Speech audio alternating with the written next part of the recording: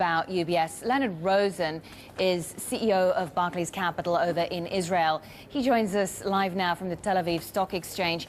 And Leonard, I know that you can't speak about the specifics of the UBS unauthorized trade, but as a leading bank executive, can these kinds of frauds ever really be prevented?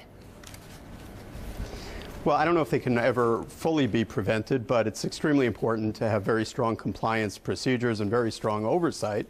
I'm sure there are always, rogue traders that can get around it, but it's extremely important to continue to beef them up. And so are we going to see, do you think, as a result of this, is it likely that we will see efforts to do just that when we get this sort of information, when we get this sort of, when an event like this does happen, I suppose executives within the bank will be encouraged to tighten controls to some extent? Yeah, and I don't think we know much about the facts of the case yet, but in the past that's been the result of similar occurrences, so I would assume. Okay, and so I want to talk to you a little bit then about where we are at the moment, because we're 3 years on from the collapse of Lehman Brothers, aren't we? And you take into account this news that we've just had on UBS. Are we in a better position? Are the banks in a better position to deal with another financial shock if they had to? Yeah, well, funny you should mention that, because actually prior to being CEO of Barclays Capital Israel, 3 years ago today, I ended my position as CEO of Lehman Brothers Israel. So I do remember that day very well. I guess I could talk a little about the banking system here in Israel, where there was the Israeli banking system weathered the storm extremely well due to very strong oversight by its regulators, headed by Bank of Israel Governor Stanley Fischer. And the Israeli banks made it through without taking any government money, although the government was prepared to extend them loans and credit and make investments. And as we enter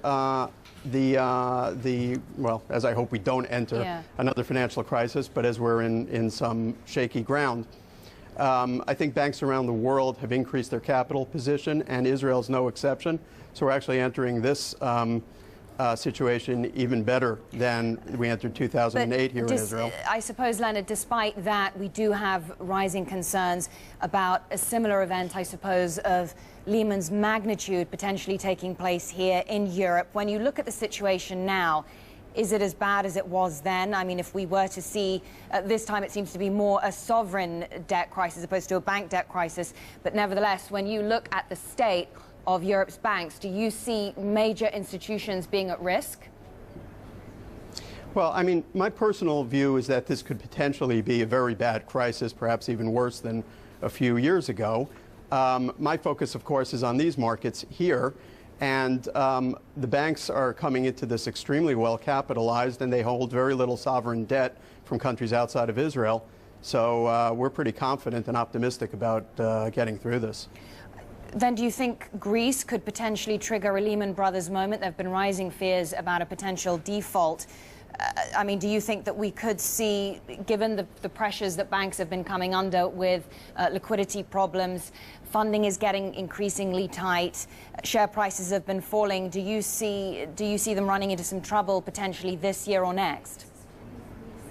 Absolutely, that's a risk, but I think the European leadership, as demonstrated by yesterday's speech or joint announcement, are beginning to actually pull together, which I hope means pull out of this.